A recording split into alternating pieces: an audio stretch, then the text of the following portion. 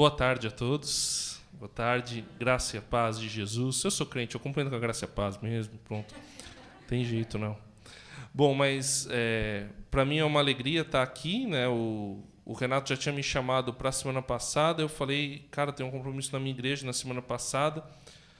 E aí ontem à noite ele me avisou, né, do problema que ele teve. E hoje o dia está cheio de novo, mas não tinha um compromisso na igreja do jeito que eu tinha na semana passada, né? Eu tenho outras coisas, né? Vou ter já, além da igreja de manhã, teve um aniversário e vou para outro saindo daqui. Então eu peço perdão aos irmãos, não vou conseguir depois ficar para bater papo, porque é uma coisa muito boa de ser igreja, né? De ter comunhão. Eu vou ter que sair logo depois de terminar aqui a pregação, então peço desculpas desde já por essa correria. Cheguei em cima também, por isso que eu acho que o pessoal está aí com um pouco de dificuldade. E, enfim, já estão? Obrigado. Desculpa aí mais uma vez. Mas é uma alegria estar aqui com os irmãos. Então, eu sou, como a André já falou, sou diretor lá da Rádio Transmundial, da RTM Brasil. Vocês têm a obrigação de ouvir o programa do pastor de vocês, por favor, que é o hashtag Adoração.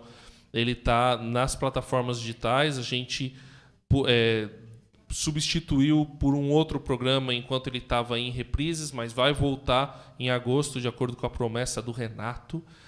Ouviu, Renato? Amém? E a gente vai...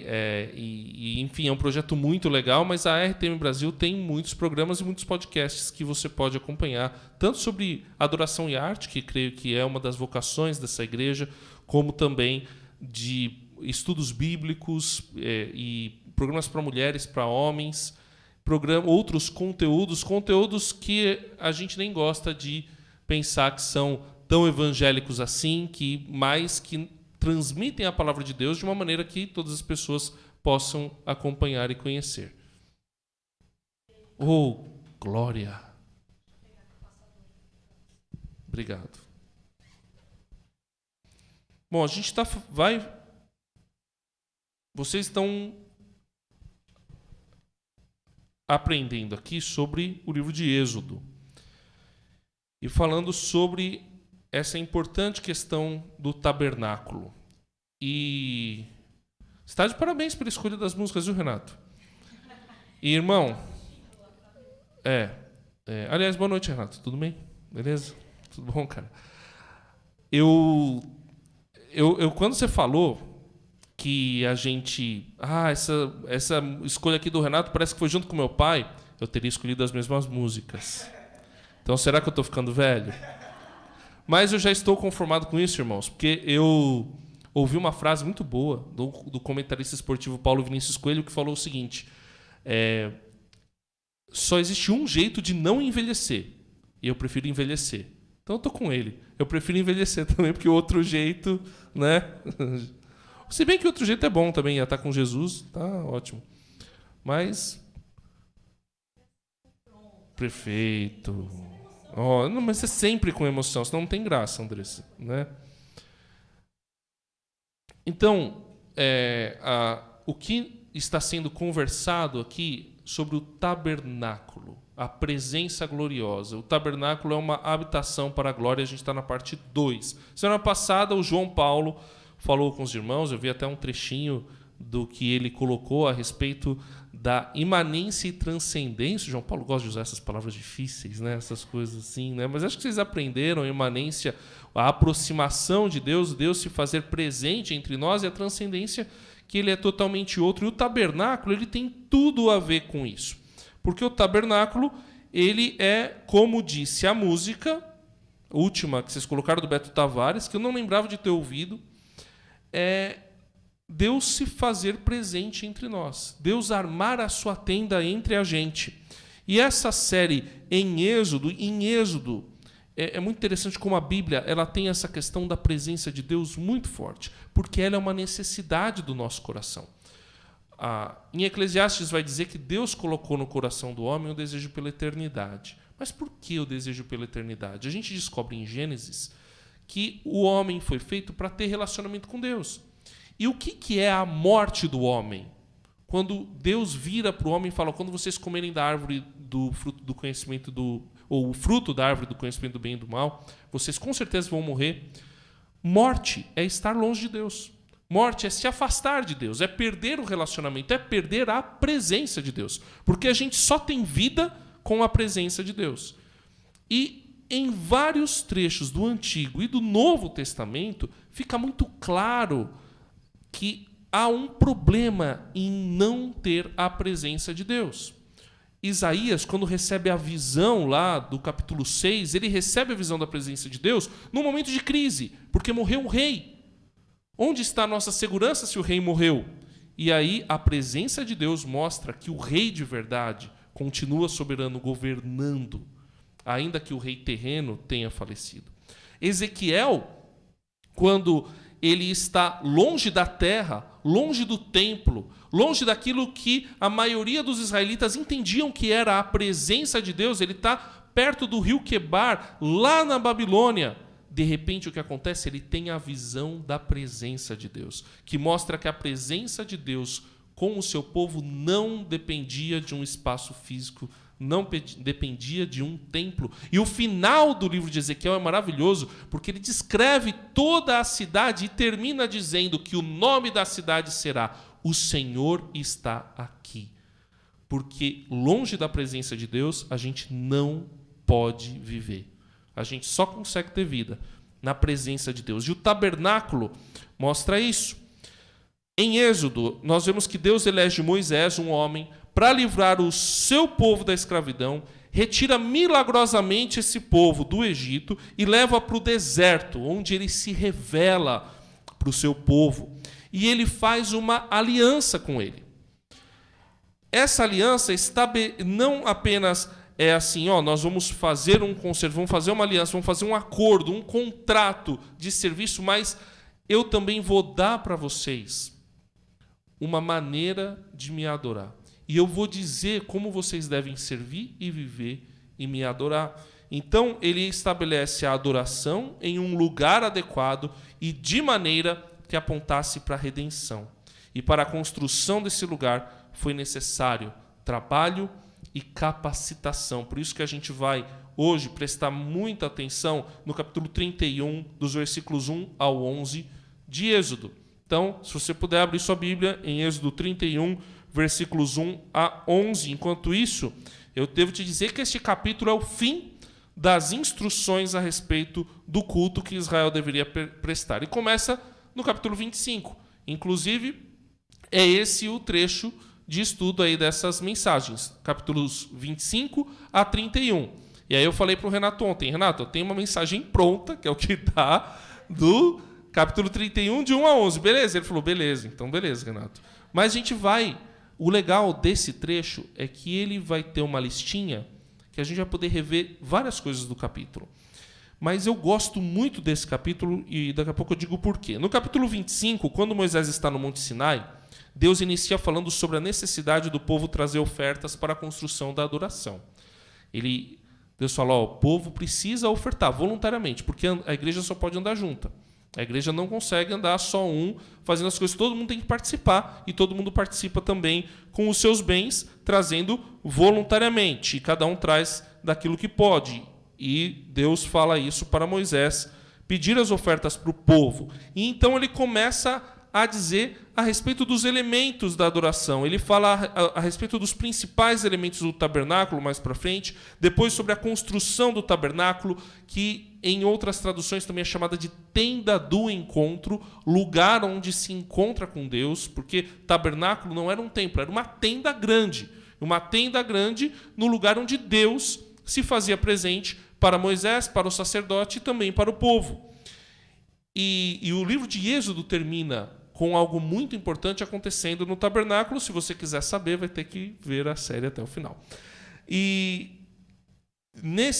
quando está falando sobre a construção do tabernáculo, ele está falando sobre a estrutura, os elementos que compõem essa estrutura, como o altar para os sacrifícios. Depois fala sobre as vestes sacerdotais, a consagração dos sacerdotes, como esses sacerdotes deveriam se purificar, os elementos da consagração do povo e do local. E então, no capítulo 31, depois de falar sobre os elementos, sobre as coisas, sobre a estrutura, sobre as coisas físicas, ele fala sobre quem estaria incumbido da tarefa de construir cada uma dessas coisas. E termina o capítulo, que a gente não vai ver esse final, mas ele termina o capítulo 31, olha que legal, ele vai das coisas, passando pelas pessoas e termina no tempo, falando qual é o tempo adequado para fazer o culto, que no Antigo Testamento era o sábado. Então, tem muita coisa aqui, pode gerar muita dúvida na cabeça de vocês, pergunta para o Renato depois, tá bom? Ou ouçam a Rádio Transmundial para saber mais.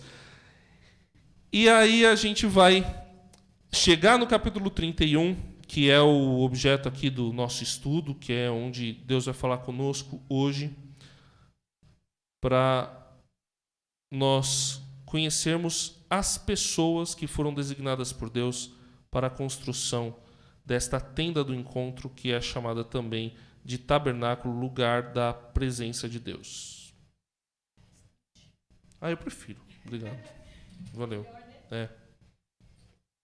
Valeu. Eu sou músico também, quer dizer, não exato. Eu não sou músico que nem a Andressa, de jeito nenhum, né? Aliás, eu descobri que minha irmã te conhece, Andressa. Você fez um curso com ela, Denise. Já ouviu falar na Denise? É 31, de 1 a 11, eu vou ler aos poucos, tá, irmãos? Eu não vou ler tudo de uma vez, não. Disse então o Senhor a Moisés: eu escolhi Bezalel, filho de Uri, filho de Ur, da tribo de Judá. Vou pular para o versículo 6 agora, depois eu volto. Além disso, designei Aholiabe, filho de Ahisamaque, da tribo de Dan, para auxiliá-lo. Vamos orar. Senhor, fala conosco através da Tua palavra. Fala comigo para que eu fale com os meus irmãos aqui, Pai, para que nós possamos conhecer mais do Senhor, que seja o Senhor falando através de mim. Em nome de Jesus, amém.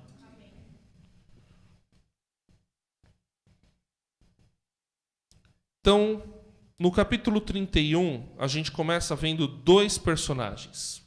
Os artistas, os responsáveis por construir o tabernáculo. O primeiro nome que aparece aqui é Bezalel. Um nome muito bonito, não sonoramente no português, mas a tradução é muito bonita. Na sombra, ou na proteção, ou debaixo da proteção de Deus. Olha que nome legal, debaixo da proteção de Deus. Algo que é interessante é que tem várias pessoas que falam: a Torá, né, a lei, ela foi escrita muito tempo depois do que realmente o pessoal acha do que a tradição diz que foi. Tem gente que acha que foi lá no século II a.C., ou no século IV, tal. Bezalel é um nome muito, muito, muito antigo. Muito antigo, muito antigo. Então, assim é como alguém chamar Pero ao invés de Pedro no português. Então, isso mostra que a Bíblia é um livro que acho que a gente deve confiar, que a gente deve estudar, porque ele é a verdade. E há uma teoria sobre o nome de Bezalel, na sombra proteção de Deus, que diz que Ur, seu avô, era cunhado de Moisés. Então, Bezalel provavelmente era um jovem, aqui acreditado na Bíblia como o construtor da Arca da Aliança e o líder de toda a obra do tabernáculo. Ele era o engenheiro-chefe.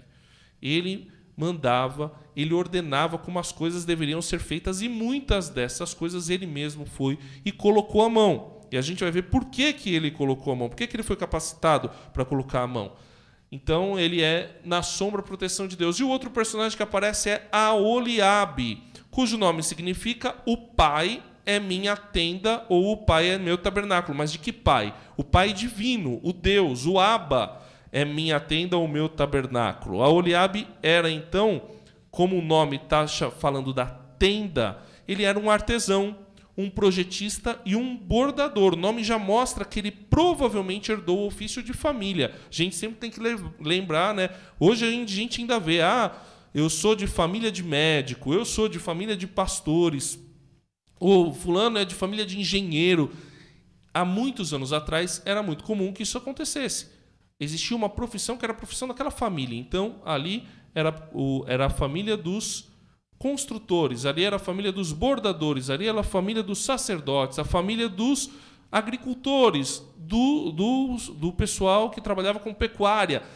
E os nomes mostravam a atividade, o ofício das pessoas. Então a gente já vê por Aholiabe alguém que já trabalhava com as tendas. Isso vai ser muito importante para a gente ver daqui a pouco sobre os dons que eles receberam.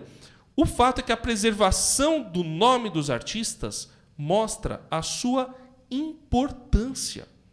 Isso é um negócio muito legal, porque às vezes a gente não valoriza quem bota a mão na massa para todos os domingos colocar essas cadeiras no lugar.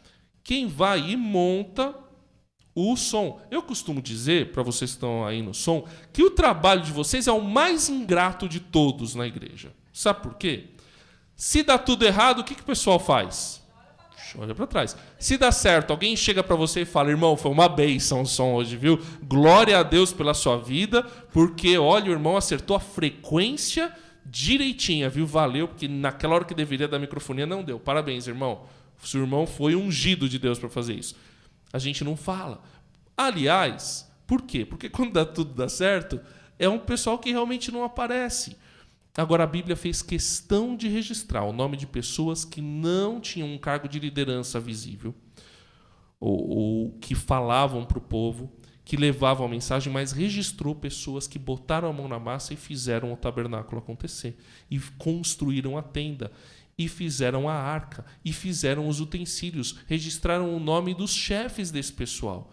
Mas esses líderes eram líderes diferentes, eram líderes práticos, que botaram a mão na massa. E a Bíblia fala. Depois, quando menciona o nome deles, só mais 2 vezes na Bíblia, o de Bezalel e Aholiabe só mais uma vez, fala justamente dizendo que eles colocaram a mão na massa, que eles fizeram, que aquela arca da aliança era a arca que Bezalel tinha feito. Então, é muito interessante como a Bíblia preserva e gosta de preservar o nome das pessoas que trabalharam, até como uma maneira de honrá-las. Isso, para mim, traz um princípio que a gente deve honrar as pessoas que estão fazendo a obra, que estão trabalhando, que estão fazendo alguma coisa, que estão botando a mão na massa. E o que foi que eles fizeram? Agora eu vou ler novamente aqui o que eles fizeram. Versículo 3. Eu o enchi, aqui falando de Bezalel, do Espírito de Deus, dando-lhe destreza, habilidade e plena capacidade artística. Eles foram cheios do Espírito de Deus. O próprio Espírito preencheu todo o ser deles e deu para eles tudo o que era necessário para a execução da tarefa. E eu acho isso maravilhoso. O Espírito de Deus não desceu sobre Bezalel e Aholiabe para eles fazerem milagres. Não desceu sobre Bezalel e Aholiabe para eles profetizarem. Não desceu sobre Bezalel e Aholiabe, a gente vê isso várias vezes no Antigo Testamento, para eles guerrearem, para eles vencerem o exército inimigo. Desceu sobre eles para eles fazerem arte. Desceu sobre eles para eles bordarem, para eles pintarem, para eles fazerem escultura. Muitas vezes a gente relega a arte, apesar de a gente gostar da música, mas as demais obras artísticas a gente acaba relegando. E a Bíblia registra que o Espírito Santo de Deus é um espírito artista, que desceu sobre pessoas para capacitarem elas, para fazerem obras de arte. Olha que coisa legal! Deus é artista. A gente olha para a natureza e a gente já percebe isso. Dá uma olhada para as coisas bonitas que Deus fez, a gente não precisa ir muito longe. Eu adoro descer a Serra do Mar depois do período de chuva, porque está tudo verdinho, e você vê flores ali brotando, e descer a Serra do Mar pela Anchieta, apesar de às vezes dar medo, e você pegar muito trânsito, muito caminhão, mas olhando o recorte geográfico, gosto tanto do recorte geográfico do litoral, ou quando você vai, tive a oportunidade de ir para o Amazonas já, ver o pôr do sol lá no Alto Solimões. Que coisa bonita! E como tem cores.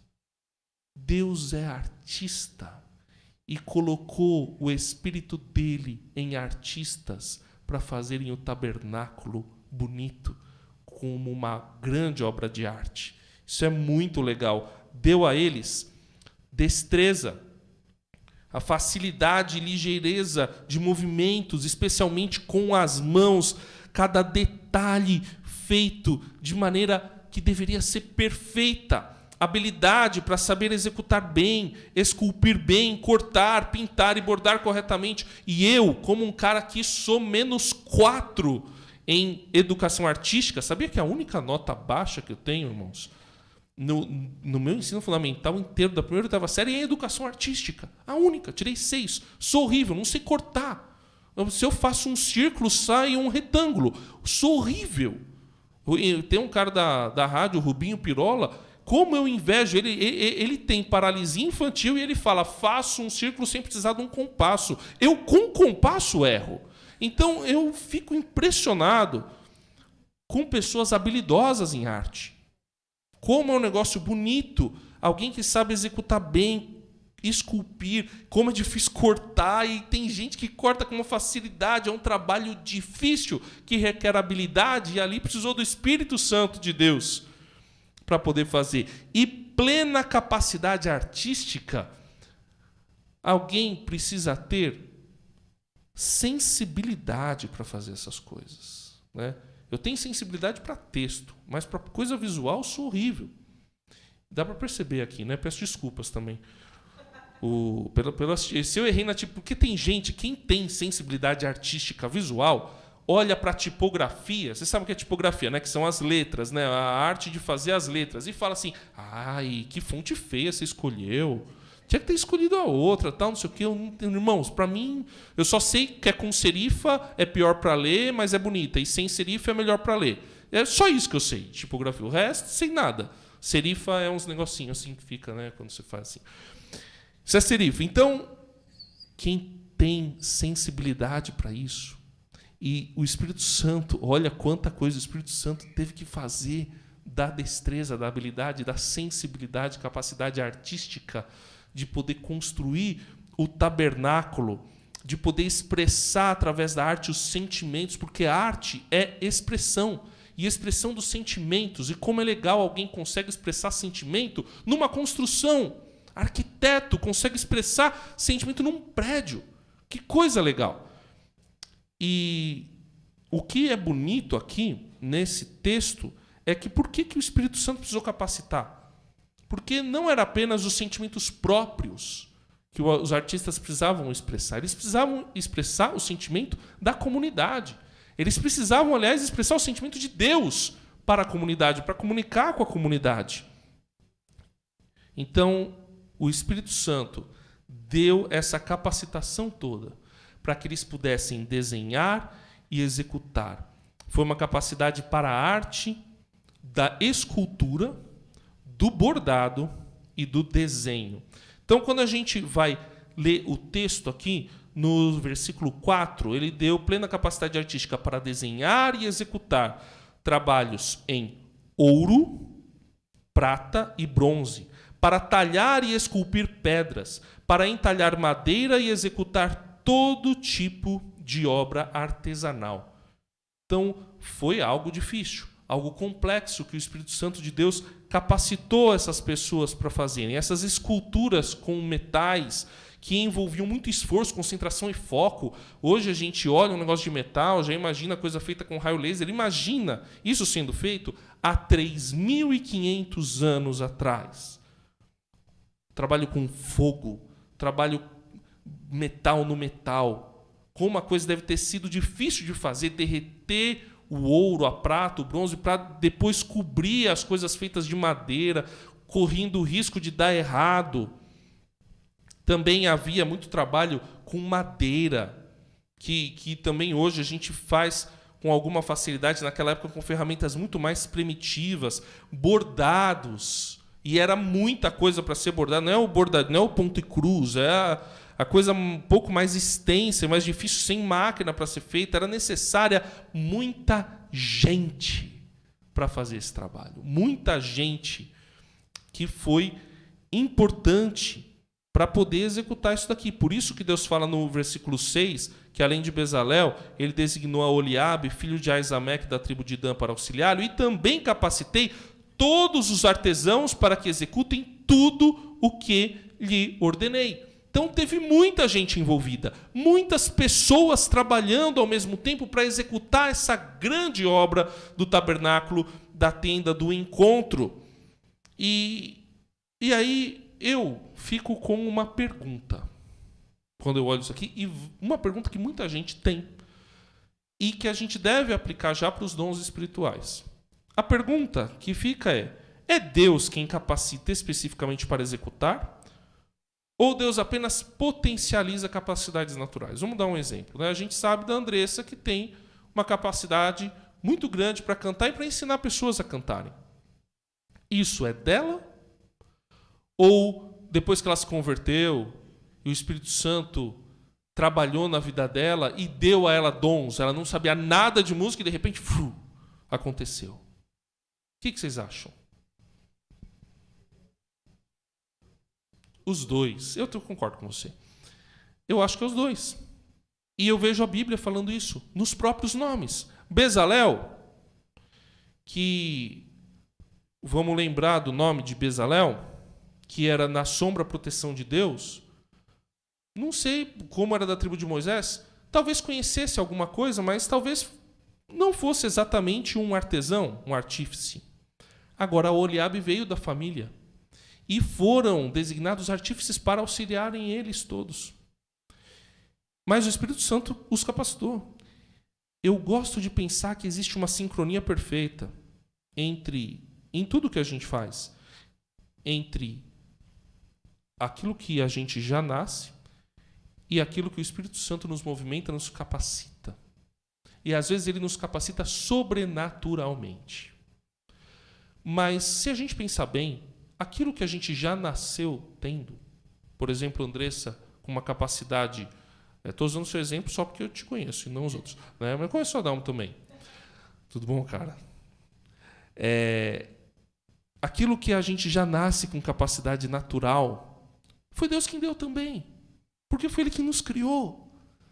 Então, não é mal a gente pensar que o meu dom espiritual tem a ver com o meu dom natural, porque o meu natural veio de Deus mesmo. Então, se eu tenho o dom de profecia, o dom de falar, Deus já me deu isso no meu nascimento. Agora, isso não impede que Deus capacite uma pessoa tímida, que morre de medo, de repente levantar aqui na frente e falar a respeito da palavra de Deus.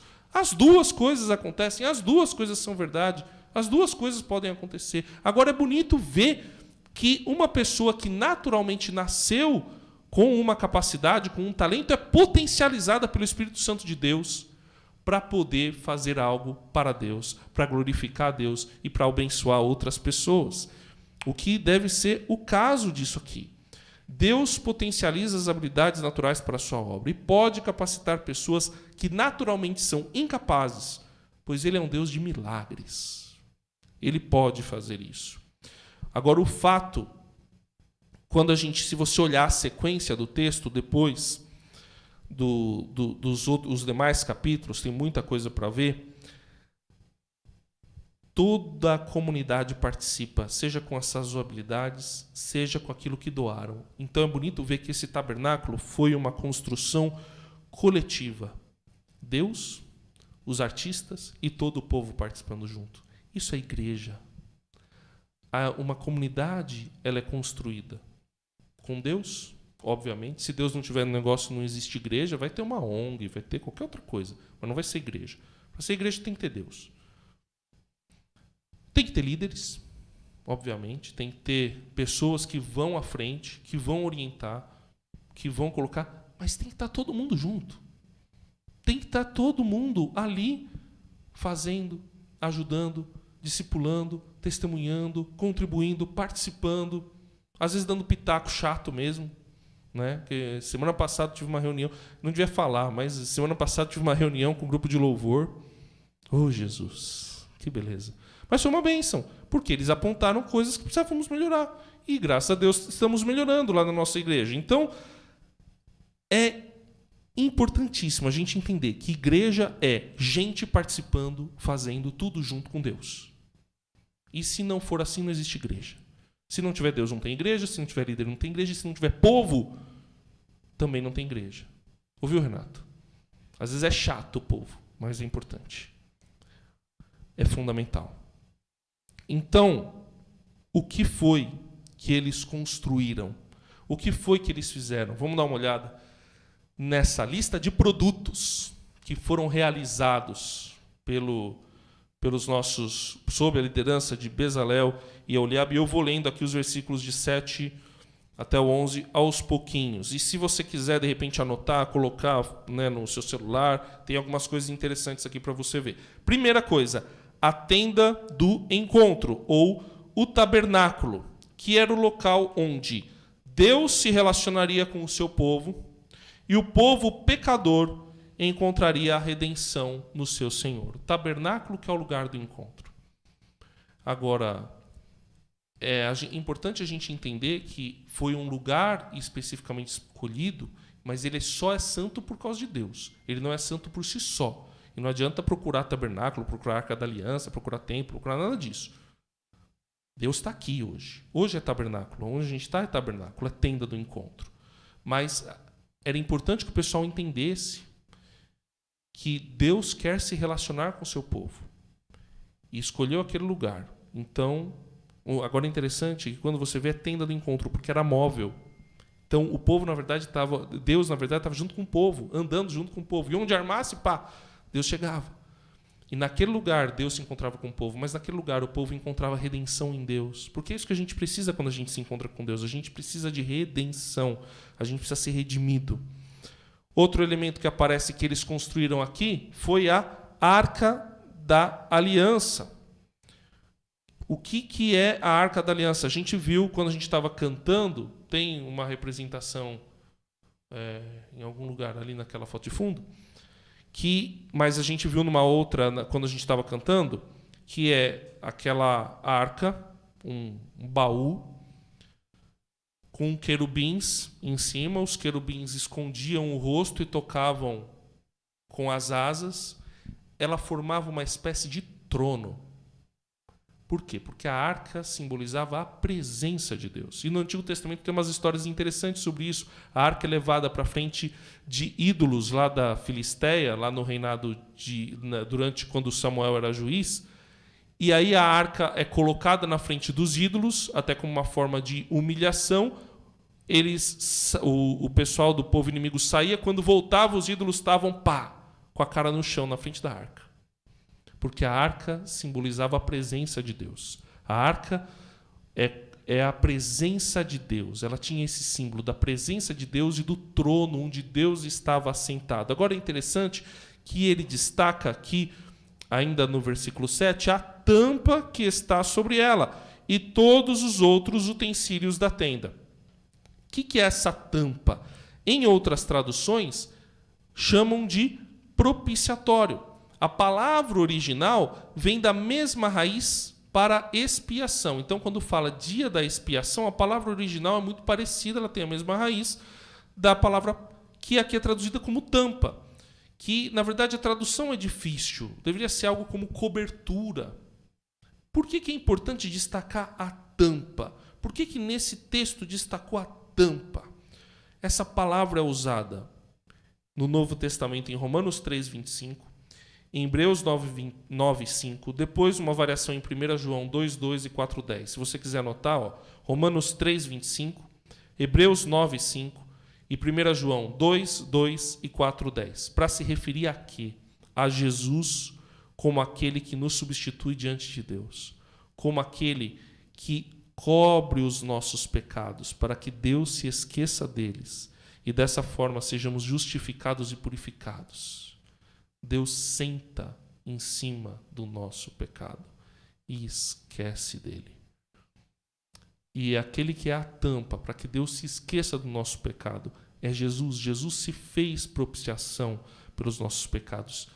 Essa propiciação também pode ser entendida como remoção, como tirar. O pecado é uma coisa que leva a gente para a morte, que afasta a gente de Deus. O pecado é fazer aquilo que Deus não quer, ou fazer algo para o propósito, ou fazer algo que não tem a ver com o propósito para o qual nós somos criados por Deus. Pecado, eu gosto de pensar que é tudo aquilo que é focado só em mim. E porque é focado só em mim, eu esqueço do outro, esqueço de Deus. E foco só em mim. é egocêntrico e egoísta. E a gente vive numa sociedade muito assim, egocêntrica e egoísta. Isso é pecado. Por isso que Jesus fala que os 2 maiores mandamentos é amar a Deus acima de todas as coisas e o próximo como a si mesmo. Aí não tem pecado, porque você está pensando primeiro em Deus e você está pensando no outro. Isso é viver de maneira santa para Deus. O pecado ele é egocêntrico e egoísta. Jesus tampa isso. Jesus substitui isso. Jesus faz com que Deus não olhe para o nosso pecado, olhe para Jesus. E quando olha para nós, nos vê justificados e purificados. E vê a gente, alguém novo, que pode adorar a Deus, que pode chegar na presença de Deus, que pode ter relacionamento com Deus, que pode ter a presença de Deus no nosso coração e no nosso meio. Olha para onde isso aqui está apontando. A mesa, que era o lugar onde eram colocadas as... Eu não coloquei a mesa? Não coloquei a mesa, coloquei o candelabro direto. Mas a mesa, primeiro, é o lugar onde eram colocadas as ofertas, como sinal de gratidão. A mesa, que é mencionada aqui, a mesa com os seus utensílios, no versículo 8, é o lugar que representa a gratidão do povo a Deus. O candelabro de ouro puro e os seus utensílios. O candelabro é a menorá. A razão prática da menorá, que eram várias velas, eram 7 velas e tinham 10 candelabros no templo de Salomão, era para iluminar. Esse era o propósito da menorá, iluminar. Era uma lâmpada. Alguns acham que representa a árvore da vida e o cuidado de Deus para com o seu povo, porque se assemelha a uma árvore com frutos. Não é bonito isso? O menorá parece uma árvore com frutos, então mostra o cuidado de Deus para com o seu povo. O altar do incenso. O incenso, ele perfumava o local fechado de culto, onde eram realizados os sacrifícios. Então ele tirava o cheiro ruim. Mas em alguns salmos o incenso é relacionado à oração, porque ele sobe à presença de Deus. O altar do holocausto, onde eram feitos os sacrifícios, sacrifícios de adoração, sacrifícios que simbolizavam que existia um preço a ser pago pelo pecado que era cometido.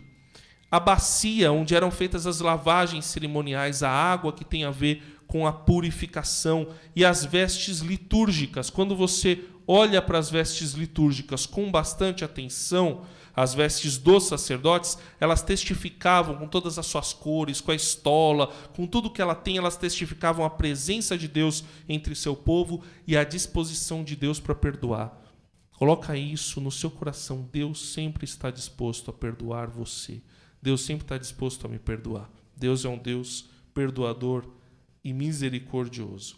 E os óleos da unção.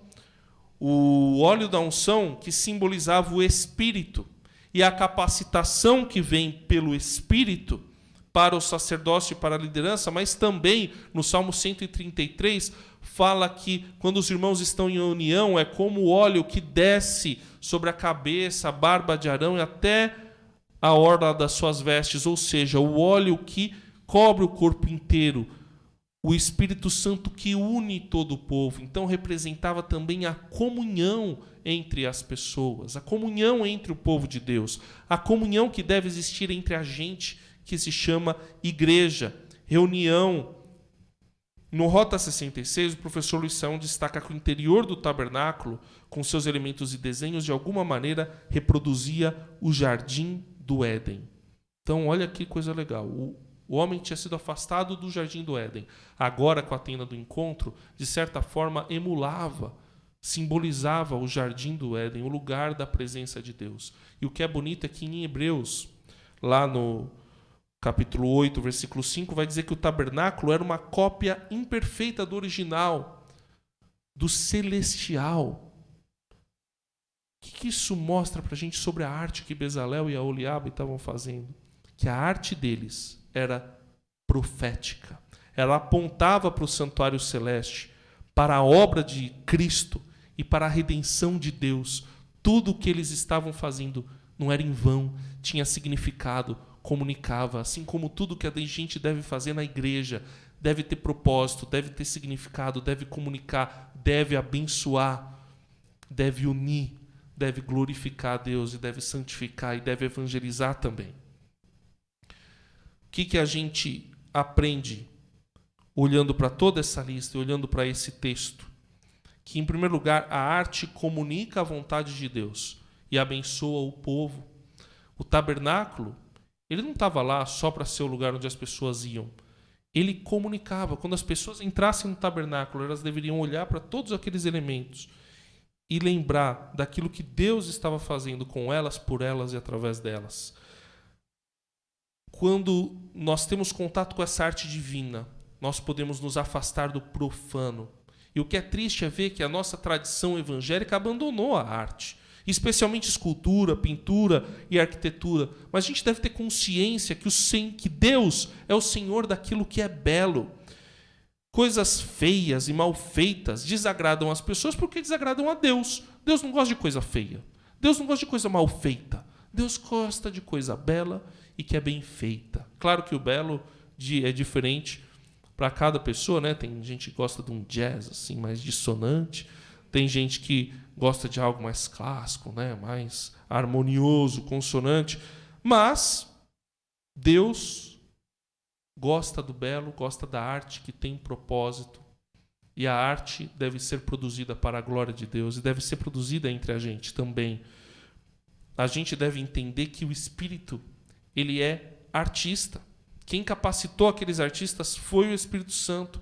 Por isso que na igreja a gente deve entender que tudo o que a gente faz, a gente depende da capacitação do Espírito Santo de Deus. Você quer cantar? Vai depender da capacitação do Espírito. Mas você quer, por exemplo, receber os visitantes? Você depende da capacitação do Espírito também. Porque tem dia que você não quer dar nenhum sorriso. Não é verdade? Mas o Espírito Santo vai te capacitar para você sorrir. Mesmo quando o seu cachorro mordeu a sua canela. Ou a sua unha encravada, o que deve ser mais dolorido ainda. Mas o Espírito Santo vai te capacitar para você fazer o serviço para o qual você se dispôs a fazer na igreja. Seja ele qual for, qualquer serviço que é feito para Deus ou que é feito fora, para o crente depende da capacitação do Espírito Santo de Deus.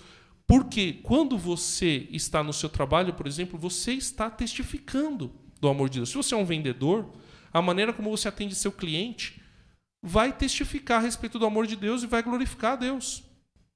Por isso, tudo que a gente faz, a gente precisa da capacitação do Espírito Santo de Deus. Seja arte, seja qualquer tipo de trabalho, seja contato com pessoas, qualquer coisa, a gente depende da capacitação do Espírito Santo de Deus. E o objetivo da arte é adorar a Deus e não ser adorada. A arte ela deve comunicar. A arte deve adorar. E a adoração e a comunicação têm mais eficiência se forem esteticamente bem feitas. Por isso que é importante, às vezes, a gente pegar no pé da estética. E eu entendo que tem pessoas que não ligam muito para a estética. Tem gente que é muito objetiva, né, muito cartesiana, e não vai ligar muito para a questão estética. Mas a questão estética faz bem. Quem não gosta de pegar um livro com uma capa bonita? Pegar um livro, né, legal, bem feito. Quem não gosta de colocar na sua casa um rack legal para assistir Netflix na televisão, né? Quem vai assistir um filme vai perceber que o filme é mal feito. A estética faz parte do ser humano. E a estética deve fazer parte também da vida da igreja. E é claro, né? Vou sacrificar a comunhão por causa da estética? Nunca. Nunca. Mas a gente deve buscar uma boa arte. Uma arte bem feita, porque qualquer coisa que a gente faz, sendo para Deus, precisa ser bem feita, precisa ter esforço, precisa ter dedicação. E vai depender do Espírito Santo de Deus, porque o objetivo é adorar a Deus. Mas o objetivo é não ser. O objetivo da arte não é ela ser adorada. Só dando um exemplo de grupo de louvor, mas que se aplica a qualquer coisa, qualquer atividade da igreja. Às vezes a gente tem a tentação de adorar aquilo que a gente está fazendo ao invés de colocar aquilo que a gente está fazendo à disposição de Deus. É por isso que a gente briga, por isso que a gente, né, às vezes grita com o irmão, com o outro, se estressa. Mas se a gente coloca o foco correto, a gente vai pensar primeiro em eu estou fazendo para Deus e não vou perder a minha comunhão com o meu irmão por causa de uma opinião minha, que às vezes nem é aquilo que deveria ser. Ah, que beleza. No penúltimo slide. No penúltimo, olha que beleza. Não, tudo bem. Sim. Não, mas aí a gente vai.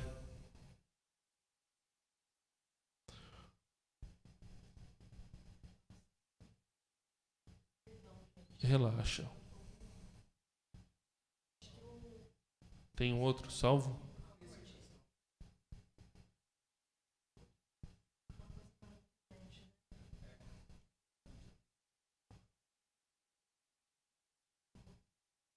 A tecnologia é uma bênção, né? A tecnologia é maravilhosa. Nossa, quando ela está funcionando, eu adoro a tecnologia. Quando ela não funciona, mas não tem problema, abaixa, aí a gente finaliza. Obrigado, viu, pessoal? Fica tranquilo. Isso. A gente fecha sossegado.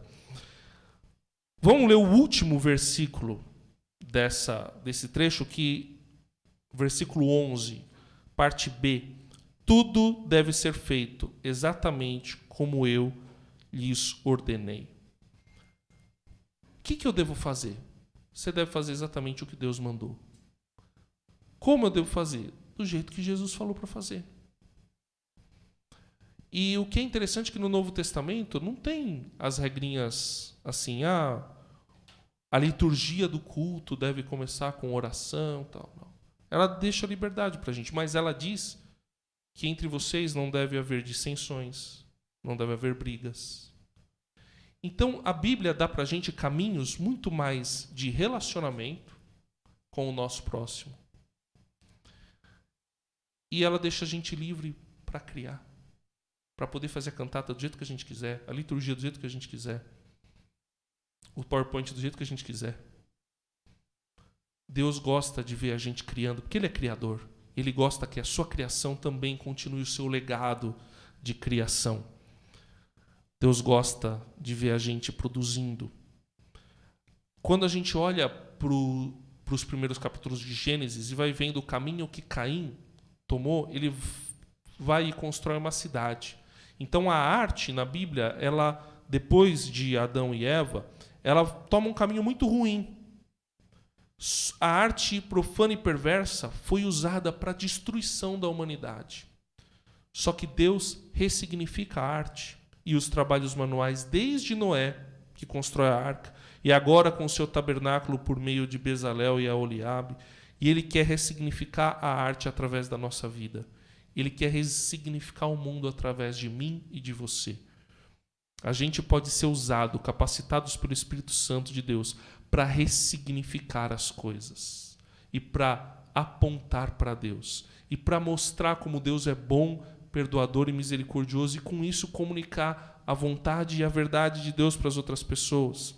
No final do livro do Êxodo, Deus aprova a construção do tabernáculo, manifestando a sua glória, aprovando assim o trabalho artístico executado por toda a comunidade. Por isso que a arte, em suas diversas manifestações, feita de acordo com a vontade de Deus, revela o seu amor, a sua glória e o seu poder. Por isso que o tabernáculo, ele deveria ser bem feito, porque ele revelava o amor, a vontade de Deus e o seu poder. A nossa vida como cristãos deve ser uma vida de dedicação a tudo aquilo que a gente faz. Porque tudo aquilo que a gente faz pode revelar o amor, a bondade, o poder e o perdão de Deus. Tudo aquilo que você faz, sempre pense que você está reproduzindo para outra pessoa a verdade que você comunica com seus lábios, a vontade de Deus para a vida de outra pessoa. E tudo que você faz também é adoração a Deus. Por isso deve ser feita com a capacitação do Espírito Santo de Deus. Coloca isso na sua mente, no seu coração. A presença de Deus na sua vida é para que você comunique a verdade dele para as outras pessoas. É para que você adore a Deus. É para que você glorifique ao Senhor. Por isso é muito bonito a gente perceber que Deus quer se fazer presente na nossa vida. E a gente depende da presença dele para poder viver. Vamos orar? Senhor, eu te agradeço, Pai, pela vida de cada um que está aqui. Eu te agradeço pela mensagem que o Senhor nos trouxe e tem nos trazido através dessa série, Pai. Eu agradeço por aqueles que têm acompanhado pela internet, Pai, porque nós estamos aqui E estamos buscando ao Senhor porque nós reconhecemos que precisamos e dependemos do Senhor, Pai. Nós desde já agradecemos porque o Senhor se revelou a nós, Pai. Nós não conseguiríamos te conhecer, mas o Senhor se tornou conhecido para nós através de arte, através de poesia, através da Tua palavra, Pai. E nós agradecemos por isso e queremos que o Senhor nos capacite, Pai, a trabalhar para o Senhor. Seja aonde nós estivermos, na igreja, na escola, na nossa família, no nosso trabalho, no nosso emprego, que nós vivamos para o Senhor, levando o Senhor, Pai, e adorando ao Senhor com aquilo que nós fazemos. Por isso nós clamamos: capacita as nossas mãos, capacita os nossos lábios, capacita as nossas mentes, Pai. Enche-nos com o poder do Teu Espírito Santo para vivermos de forma que este mundo veja o Senhor em nós, Pai. Em nome de Jesus oramos. Amém. Amém. Irmãos, obrigado. Que Deus abençoe a cada um. Eu estou indo. Valeu, Renato. Tamo junto. Outro dia que eu voltar, a gente toma um café, tá bom? Tchau, irmãos. Valeu. Obrigado.